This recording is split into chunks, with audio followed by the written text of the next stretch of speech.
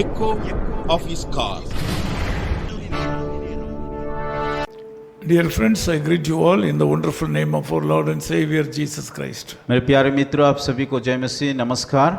I bring greetings to you in the name of our Lord and Savior Jesus Christ from our Nehemiah Bible College, Sakain. Nehemiah Bible college की तरफ से आप सभी को हमारा उद्धारकर्ता प्रभु यीशु के नाम से जय मसीह। Please pray for the faculty members and the students there. जितने लोग वहाँ शिक्षक के रूप से काम करते हैं उन सारे लोगों के लिए और विद्यार्थी के लिए प्रार्थना में रखिए।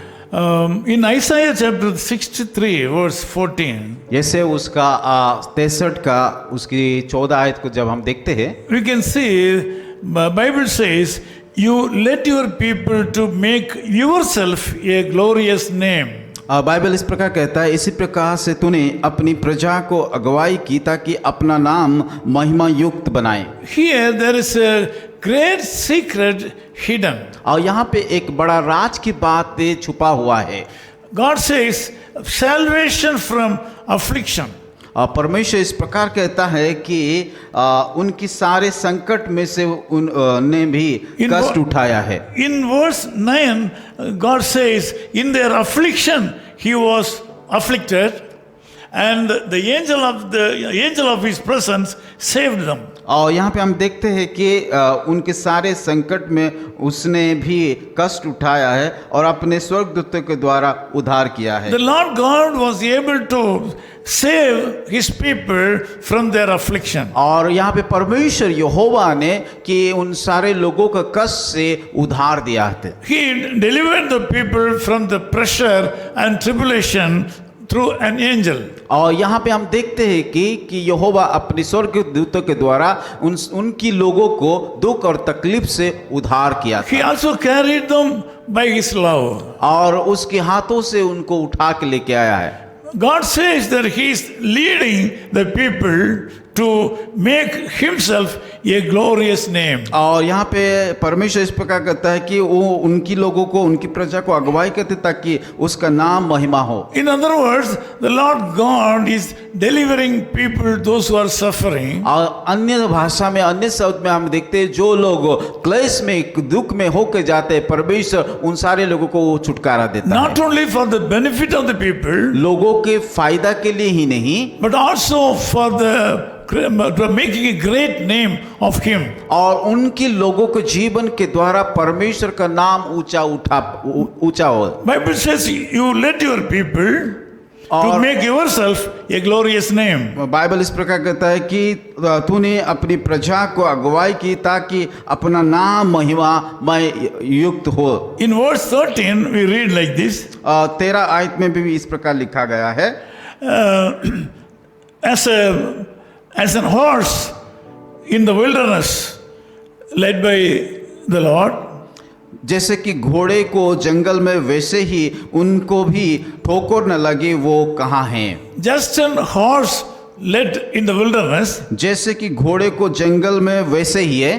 the Lord God delivered the people, and they were able to walk in the water. और परमेश्वर उन सारे लोगों को उद्धार किया और वो पानी से भी हो करके वो चलने के लिए मदद किए। The 13th verse says like this. और 13 आयत में इस प्रकार कहा गया है, That led them through the deep as an horse in the wilderness, that they should not stumble. और जैसे कि घोड़े को जंगल में वैसे ही उनकी भी ठोकर ना लगे वो कहाँ हैं। The Lord led his people in deep waters, just like an horse walking in the wilderness. जैसे कि परमेश्वर उनके लोगों को गहरा पानी से ले करके गुजारने के लिए मदद किया, उसी तरह परमेश्वर घोड़े से जंगल में वैसे ही उन लोगों को उद्धार किया है। By delivering his people, the Lord God is glorifying his name. उनके लोगों को उद्धार दे करके परमेश्वर का नाम वो महिमा किया है। Your deliverance brings joy and happiness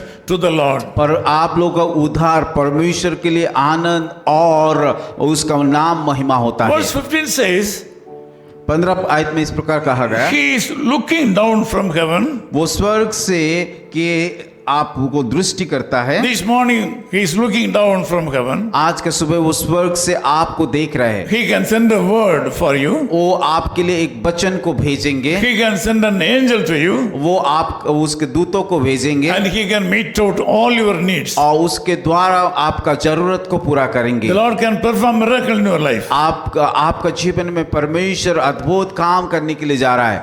Just like a horse walk on the wilderness, जैसे कि जंगल में घोड़ा यात्रा किया है, the children of God were able to walk in the deep sea.